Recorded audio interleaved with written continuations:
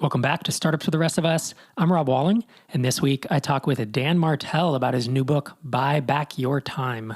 I read most of Dan's book in preparation for this interview, and it's really an interesting combination of productivity, of being effective rather than being efficient, and also a healthy dose of delegation. And if you've read books like The 4-Hour Workweek, where Tim Ferriss had the first part about being effective and delegating, and then the second part was about starting a business using AdWords and doing smoke tests and stuff. Buyback Your Time is more of a fully fleshed out model with a bunch of frameworks, really well done diagrams too, by the way. The book is gorgeous. Obviously, Dan hired a good designer to put this together, but I was impressed by the depth and the uniqueness of these frameworks that Dan uses in this book.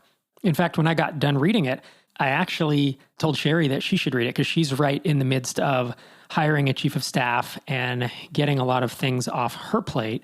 And I felt like there's a lot in this book that she could learn from, a lot in this book that I learned. And I think if you're someone who has trouble delegating, has trouble feeling like you're being effective, it's obvious that Dan has spent a lot of time thinking about this. And this is from a founder's perspective.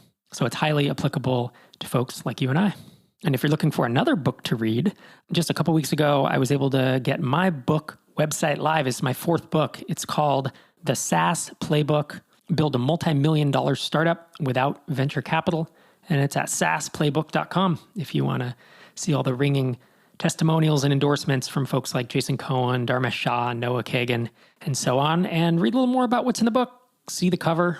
See a few pics of the inside. The designer right now is working on all the diagrams. And this is why I noticed Dan Martell's diagrams in Buyback Your Time and how nice they are, because I've been looking at my own for the past few weeks. But anyways, head to saasplaybook.com, enter your email if you're interested in hearing about the Kickstarter. Going to be doing that in a couple months. But with that, let's dive into my conversation with Dan Martell.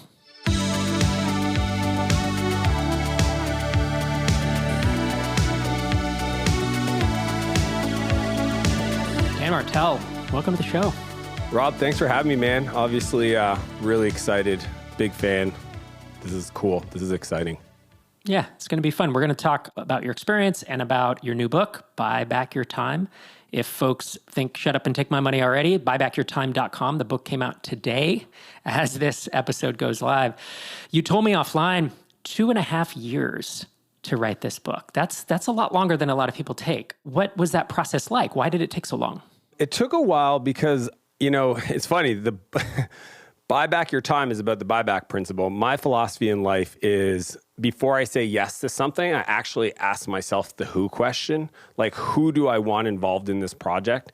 So it started with Ron, he's my book CEO, Ron Friedman. He's multiple-time best-selling author. He called me up, consumer of my YouTube channel, and was like, dude, how do you not have a book yet? And I was like, it's just not a priority. I'm kind of busy. I've run 2 companies, and he was like, well, you need a book. Would you collaborate with me on it? And I was like, I'm open to it. Tell me what you got. And it's cool because I think I don't know about you, Rob, but the more you build and the more you stay in your lane and you just to really try to focus on becoming tip of the spear. And Naval talks about this, the 3 levels of luck, where level 1 is you're just lucky, right? You win the lottery. Level 2 is you work hard to become lucky. Level 3, if you're great at what you do and you do one thing, I've only ever done similar to you, is just software and B2B SaaS. You eventually have other people come to you with their luck, right? So it's their level 2 luck comes to you. And that's how I feel with Ron. He's the one that came to me. He'd obviously had success in books and he's like, hey man, I'd love to help you do this.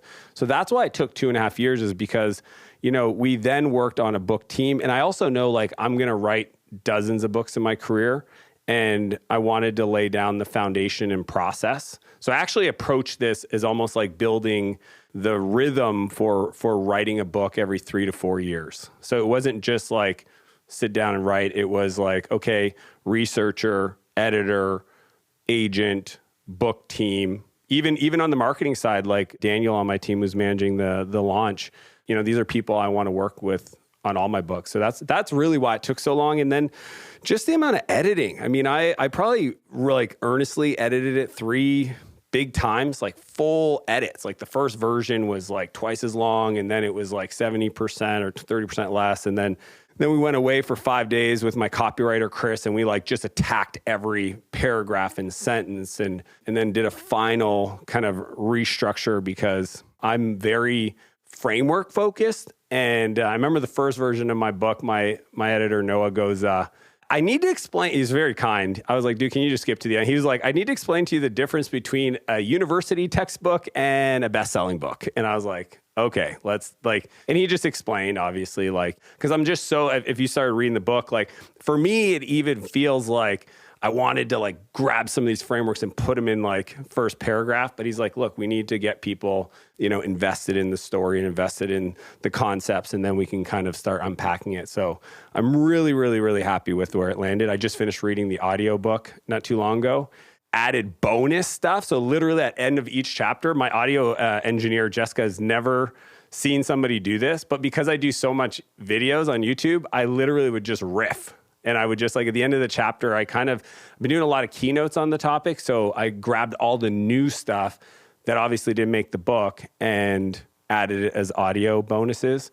So yeah, it's just been an incredibly fun and creative project, but that's why it took so long.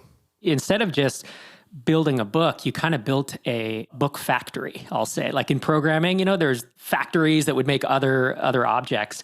And I don't mean that in terms of like churning out the content, but you build a whole structure around producing a book every 3 to 4 years, which I think is super cool. Yeah. And I use an agile development process. Like I literally took the same philosophy of like software development and just applied it to book writing, which drove a lot of my team members crazy because that's not normal.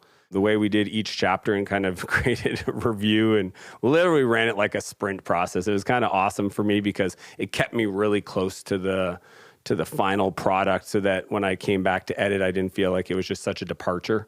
But yeah, it was neat to kind of try to figure out what does the industry do and then what do I need to have happen so that I feel good about it and then try to merge both. Yeah, I just finished my 4th book, and I think I'm going to be running a Kickstarter here in the spring. And they've all been self-published. What I've never done before is hired a project manager, which I did this time. Then she went out and hired an editor, a cover designer, whatever else, all the interior layout, the interior designer for images, blah, blah, blah. And now, to your point, I'm already excited about writing my 5th because I now have a team that as long as they're around in a year or two, like the next one will be coming as well. So I guess that's what entrepreneurs do, right? Is like we build structure and we build repeatable things. If you're used to building SaaS and software, it's like you don't want to do it once and throw it away. You want some type of SOP. And so I want to dive into what you call the buyback principle, which is don't hire to grow your business, hire to buy back your time. A little counterintuitive, right? Talk me through what that means. Flesh that out for the listener. Yeah, I call it calendar over capacity, right? So oftentimes entrepreneurs, they just keep building and people have never built companies. They don't know any better. There's nothing wrong with it. It's like, you start a business, an agency, a software company, and then it's like, I need to hire a developer. I need to hire somebody to do copywriting or whatever. And you just keep hiring. The challenge with that approach is as the CEO, at some point you'll hit what I call the pain line, right? And the pain line is this point where any more growth will create more pain in your life than you're able to deal with. And what that means usually happens, it is different for different people. They hit ceilings, but on average, it's usually about 1.2 million in revenue and about a dozen employees, right? Where you wake up, you go to work and you manage all these people. Like, are their projects being done? Are they doing it right? You're checking their work. And you like have all these aspirations to get a ton of stuff done that day. And it's literally 3 or 4 in the afternoon. You haven't done anything except being meetings. And you're literally doing all the work that nobody else wants to do, right? You're like managing and project managing and coordinating and paying bills and dealing with fires and all this stuff. And what happens, and this is the biggest risk for business, is the pain line, is they usually, when entrepreneurs feel this, they do one of 3 things. I call them the 3 S's. They either stall, they decide like, I don't want to grow anymore, or I want to just grow 5-10% a year, or last year was more profitable and I worked half the time, so I'm going to go back to that size. The challenge with stalling is your customer's not going to stop wanting more things, or the market's not going to stop desiring growth. Like GDP growth happens whether you like it or not. And the truth is, and this is the big one, Rob, as you know, it's like your team wants more opportunity. So if you decide that you want to stall, you're inadvertently slowly dying. Selling is the next one, which, we get the call. It's like, I don't like this anymore. I thought it would be easier. I had this vision of freedom. My life does not look like that. Maybe I should go do something else. And then third is sabotage. And that's an interesting one, because sabotage is like dragging your feet responding to an email, right? Because you have a potential partnership in your inbox that could grow your business, or you don't make a key hire decision quick enough and the person takes another job. It's like all these things that are going to slow you down from winning and succeeding, but you have this like psychological adversity, and you can feel it on your chest, right? It's like pressure and noise. I even talk about the 5 assassins because a lot of these are self-inflicted. I literally just got a message from an entrepreneur that admitted to me that he's been drinking way too much this year because of that pressure and noise. And that's the pain line. So the philosophy of the buyback principle is designed to avoid doing that or hitting that point. Because if every time you deploy dollars for labor, right? Because that's all hiring is, right? I have a resource and I deploy it. That you start first with your calendar and you look at the things that take energy from you and that are low cost to give to somebody else, so that you fill it back up with things that make you more money, that light you up. Then as you grow through that process, it's inevitable that you will actually build a repeatable, scalable model that doesn't have a bottleneck, right? The reason why they call it a bottleneck is because the constraint is at the top of the bottle, which is the CEO. And when I've built all my companies this way, it's felt way lighter and easier to scale. Whenever I violate this rule and I go and I have clients that are like, yeah, I'm going to hire a COO. And I'm like, but you don't even have an executive assistant. They're like, what's the difference? I was like, a huge difference. Start by just freeing up your calendar and do the work that a COO would do, and get the business to a place where it can actually absorb that type of talent and that cost structure, because that's not a very efficient way to spend money. So in the book, I obviously break down a bunch of different frameworks like the buyback loop, how to do it. But that is the core reason. If you don't do it this way, most businesses will end up hitting that pain line and just not succeeding. And I just want more entrepreneurs to build. The whole point is not a 4-hour work week. It's literally to buy back your time, to create your empire, to create more art, to give back to the world. So I find it really interesting you're talking about hiring a COO without an assistant. You have a whole chapter dedicated to hiring and delegating to assistants specifically. I guess talk a little more about that. You use an assistant extensively. In fact, when we scheduled this podcast, I basically scheduled it with her. And she used my link, and then I emailed for the book, and she'd said, hey, this is Dan's assistant. I got to this email before Dan did, and I wanted to do a quick response, right? And so she sent me a copy of the book. So it does seem obvious as you say it, but I'm not sure that I've heard someone put it in those terms before of COOs are expensive, folks. Director of operations are expensive. If you're a bootstrap, maybe mostly bootstrap founder, you don't have the money to hire that. But oftentimes an assistant, especially if we were to, go overseas, they're not terribly expensive, even for a good one, right? So flesh that out a little more. Yeah. So in the book, I have a chapter dedicated to working with an executive assistant, because it is literally the highest form of leverage, right? If I was starting from scratch, we always say, start from zero. What would you do? I would literally hire an executive assistant. I would sell everything I own to keep that person in my life, because it's literally a 1-to-1, 40 extra hours a week of me being able to execute, right?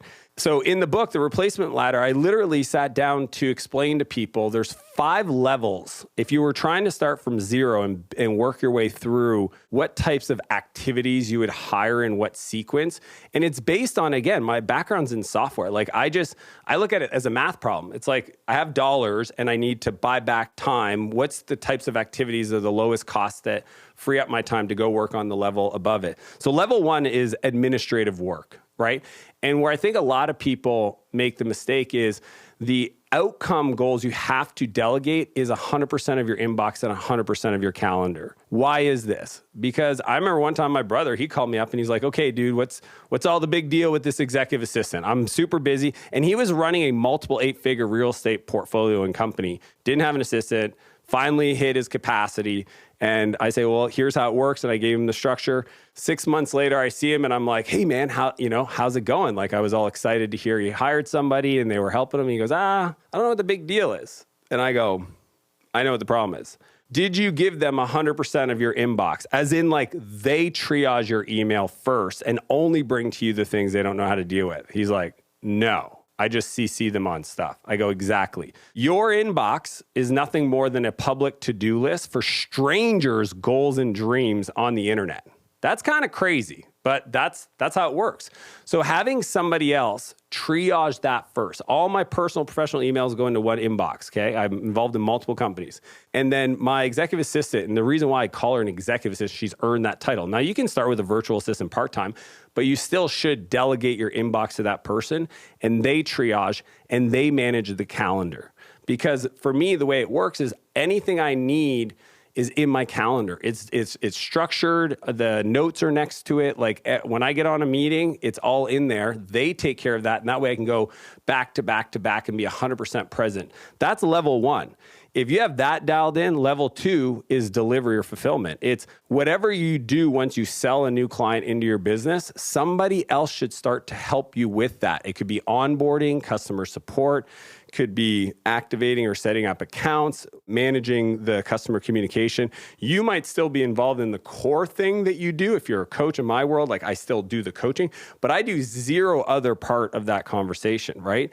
And that's level two to just help you kind of build more bandwidth in your calendar. Level three is marketing, right? You need to have somebody wake up every day and focus on, in the two areas there is campaigns and traffic. Like who's monitoring the landing page? Rob, how many times have you had something break out there and not know for weeks? I mean, it happens to me all the time. A funnel is like, a link's broken in a funnel and we're running ads to this thing. And like somehow somebody saw a comment on a Facebook ad that's like, hey, the thing doesn't work. It's like, I want somebody to wake up every day and like literally monitor traffic, monitor campaigns, and generate new leads for the business. Level 4 is sales. Now, I actually think most founders should keep those conversations. If you're buying companies, that should be you. If you're selling, that should be you, until it becomes 50% of your calendar. If you're spending 50% of your calendar on sales or biz dev or whatever type activities, like that's when it makes sense to actually buy back your time and give it to somebody else that owns 100% of the initial conversations and the follow-up. I mean,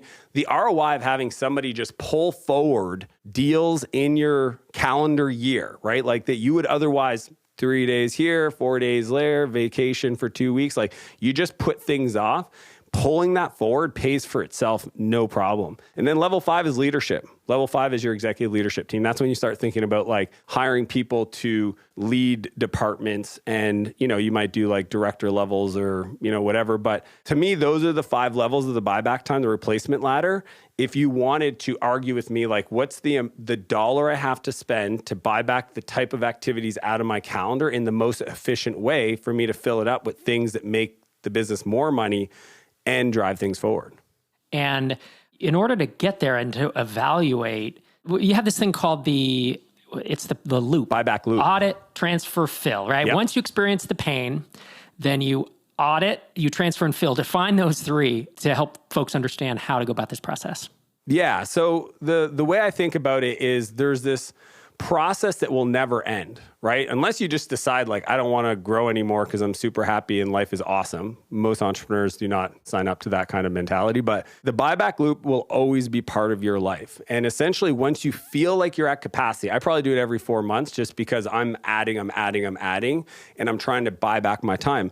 Every 4 months, I do what's called a time and energy audit. So the time and energy audit at a high level is auditing your calendar for 2 weeks, highlighting things in red that suck your energy, highlighting in green things that light you up, and then using a $1 to $4 sign annotation to tell yourself if it's like inexpensive to pay somebody else to do versus expensive.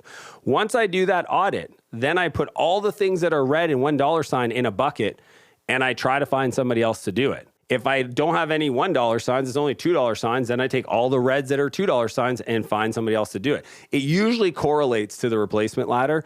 But at the end of the day, once you have that list, then you have to figure out how to transfer it. And this is where I talk about the 4 C's in the book. But like one of my, I think, strategies that are unique that most people work really hard on is getting other people to like be trained up and create systems and, what people call SOPs. I call them playbooks. But in my world, I use this thing called the camcorder method. I literally record myself doing the work while I'm doing the work. So it takes me no extra time. I call it net time.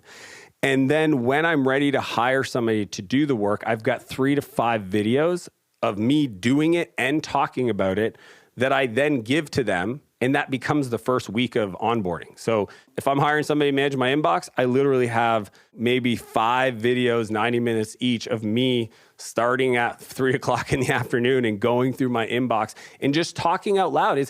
People don't realize like simple things like if you email me, Rob, I'm going to grab that email and I'm going to let the person know like, hey, search my inbox to see if we have context. Okay, you're going to see these emails. I've known Rob for a really long time. Then move that conversation forward. You don't need to ask me. If the person has a history with me, schedule a call, right? So like you start like talking out loud all these things. So then when you hire that person, they spend the first week training on those videos. They create the SOP. So that's what's very unique about me. I give them a template, it's very simple structure, but then they create the process that they saw in the videos, and it creates a feedback loop for me as the hiring person to know that they understood what I was asking them to do. And then if for whatever reason in 6 weeks, 2 months, 3 months, it doesn't work out with them, I now have training and now a playbook that the next person could follow. See, most people will hold on to somebody that's an underperformer or not hire because they're fearful of the amount of time it's going to take to get them up to speed and that they're going to have to take out of their calendar. It actually creates like this compounding effect where it's like, I don't have the time to train them, but I don't have the time to do the work. So then you start cherry picking the most useful stuff. But at the end of the day, you just need to take the whole thing, get off your plate. That's transfer. And then the last one is fill. And this is where most people get it wrong, right? Let's say I gave somebody an extra week in their, or an extra day in their week. Most people wouldn't know what to do with it, right? It's like, if I wave a magic wand, you now have Friday open. What are you doing on Friday? Well, they'd probably get caught up in stuff and sharpen the saw and clean up some systems or whatever.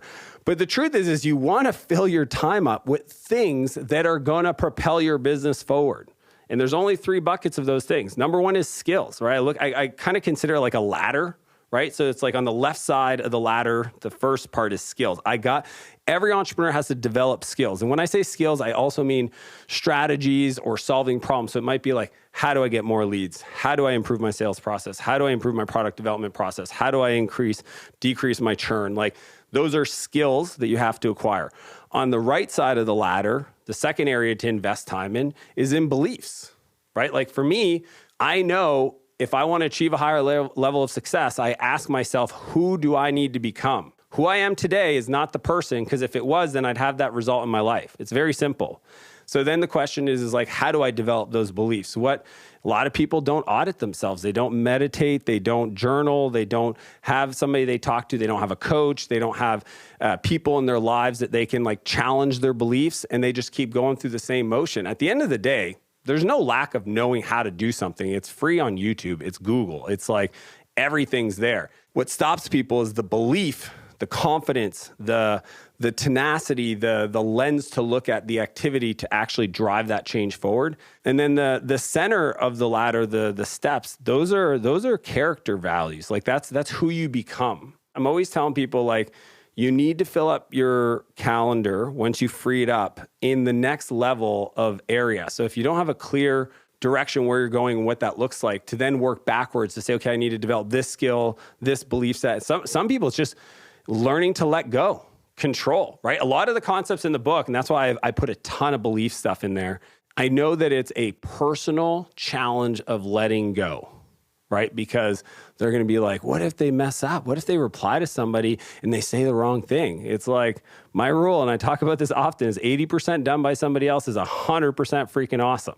Like any hour of activity that somebody else did on my behalf that I don't have to do, even if they did at 80%, which means they will make mistakes, I am so okay with that. I am grateful for that. I am like thankful that happened so that like I didn't have to do it, right? And it's just so funny how people can be so critical about stuff that they don't want to do. It's like, why are you so critical about it? Again, beliefs and activities and your character. Who do you become?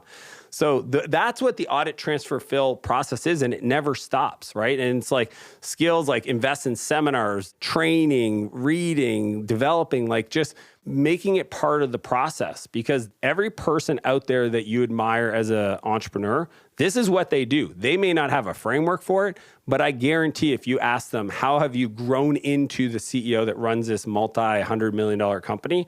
They're going to tell you a story that sounds very similar to this process. Yeah, the evolution. I mean, the smartest people, the most successful people that I know, the people that I admire, I'll be honest, they're constantly evolving. They're so different than they were a decade ago, and myself included. Not that I'm admiring myself, but I'm just very different. And I wasn't ready to have success until I had a bunch of you're calling them beliefs. I always think of it as mindset shifts though. And it's the ability to kind of say, I can do this. For me, it was like a self-confidence thing that I had to work through. I really like what you said about inability to let go, like a belief that I'm the one that can do, only one that can do it, right? The one that can do it best. You talk specifically about 2 objections and why they are incorrect. And one is no one does it right. And the other one is, I can't afford it. And the reason I bring these up is because I especially fell into the trap of the second one when I was bootstrapping Drip. I was doing all the stuff, you described it earlier. We were at 10 employees. I was doing all the crap that I didn't want to bother anyone else with. I was doing the worst jobs. I didn't like it, started to burn out. And my excuse at the time, my reason at the time was, well, we're bootstrapped. And every time if I make another 10 grand a month, I got to hire a developer because it's super competitive. I can't afford to do this. So talk us through why no one does it right and I can't afford it are essentially fallacies that we make up. Yeah. I mean, the truth is, and Steve Jobs said this, he said, it's easy to hire somebody and tell them what to do. It's hard to hire somebody and have them tell you what to do. If your experience today with hiring people is that they don't do it right, then I know the problem. He's staring at you in the mirror and you have to confront that. The skill set, like I said, skills of being able to identify and hire great people that play at the things you work at is a skill. I consider myself world-class at this skill. And I had to become that because there's only a certain level of aspiration you can have in regards to the impact you want to have on the world that you can do by yourself. At a certain point, it's like, okay, if I want to do more, it requires higher talent, higher caliber people. And that is a skill set. I actually talk about it in the book, in the talent pipeline framework. As an example, if you're not doing a test project with somebody that you hire to evaluate, Seth Godin said this to me once. He says, I can't work with you unless I work with you. That's a strategy. That's a skill that's around hiring great people. But somebody that comes in that can not only play at the things you work at, I mean, it's the most beautiful things. Like my bookkeeping team and finance team, and they nerd out on spreadsheets, Rob. Like it would drain me if I had to sit there and pivot tables and analysis and all this stuff and reconciling bank accounts and all this. It's crazy, but it's almost like for them, it's a game. They like wake up in the morning to click all the accounts and they do the thing and they tag stuff and they're happy. Like that's their happy place. So that's one thing. And then on the afford side, that mindset, the truth is that first off, if you don't have an executive assistant, you actually do have one. It's you, and you are an incredibly expensive one. Like that's just a fact. At the end of the day, when people understand the value of their time, and that's kind of where I start the book at with this concept called the buyback rate, because you need to understand that you've built a business that creates an economic outcome and you work. So that means essentially you have a income per hour that you produce based on your current business. And then the only way to increase that capacity is for the business to grow and you to work less so that it's not linear, right? Because you can only work 120 some hours a week until you burn yourself out.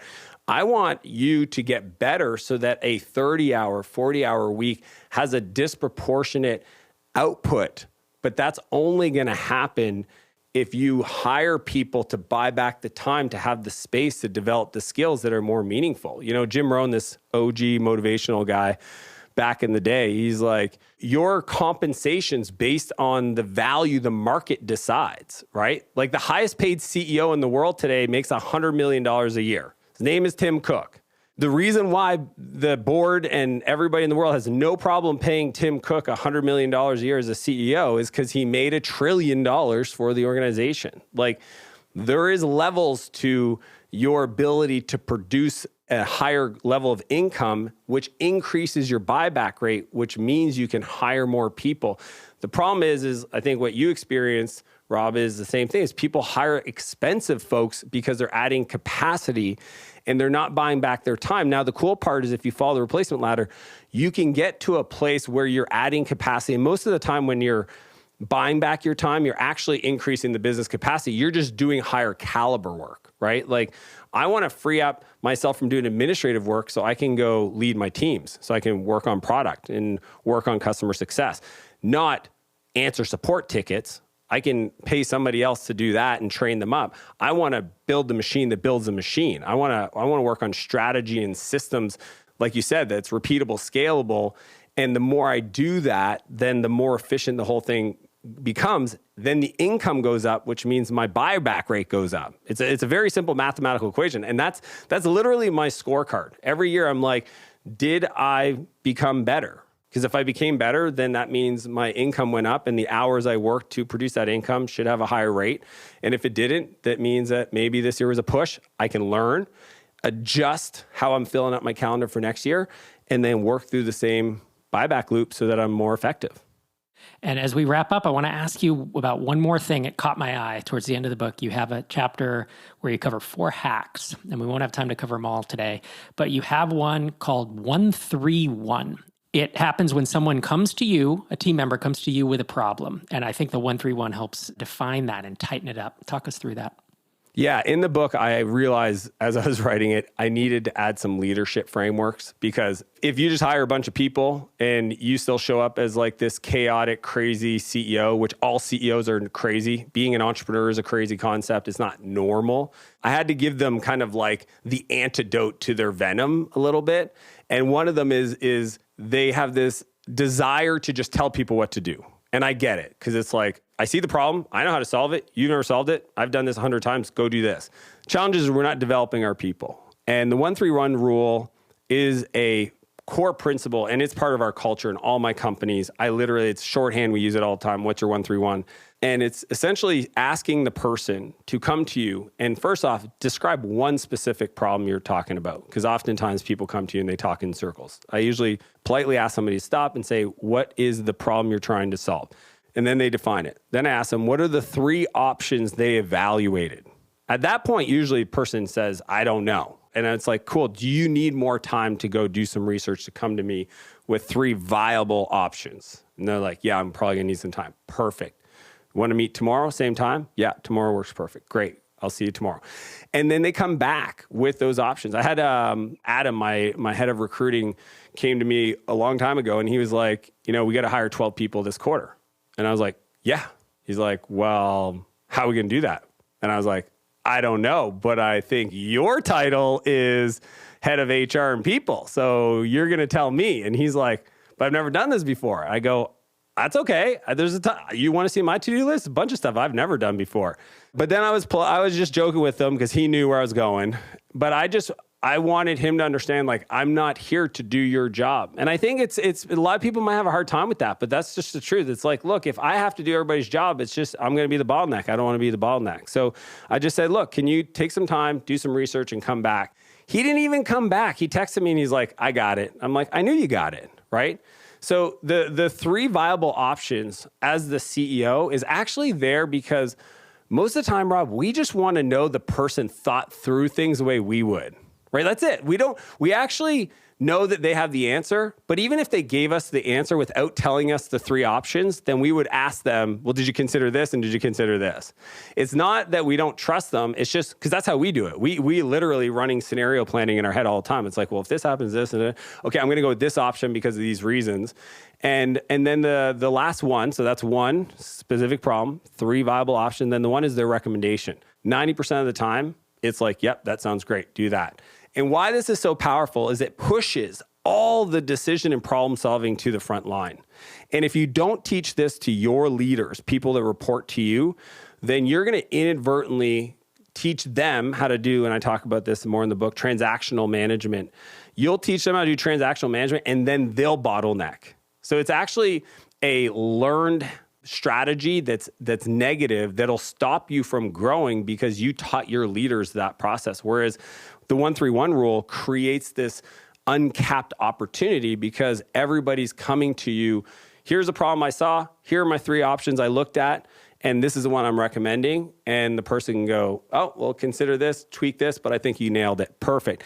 And eventually you essentially develop people to the point where they don't even need to come to you unless it's really big.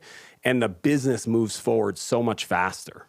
Buybackyourtime.com if folks want to check out the book. As I said, it was released today. And if folks want to keep up with you on Twitter, you are at Dan Martell. Thanks so much for joining me, man. My pleasure, Rob. Thanks so much.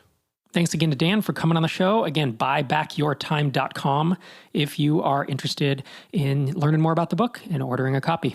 Thanks again for joining me this week. I hope you enjoy the variety of episodes I'm trying to bring you.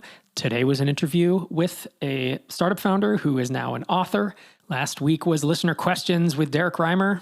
Week before was about no code. The week before was solo listener questions. I'm trying to really mix it up, keep a lot of variety of material coming your way in different formats, because I know some people love certain episode formats, but I like to bring information, new information from outside our little bubble, right? I could just have all microconf people come on this podcast and we would start to say and think the same things, and it becomes a little too homogeneous for my taste. And so I'm trying to bring in outside perspectives, but also looking at the same topics from different viewpoints, right? And different perspective in order to try to fully flesh out our understanding. And hopefully we all learn something along the way. Thanks for joining me this and every week. This is Rob Walling signing off from episode 644.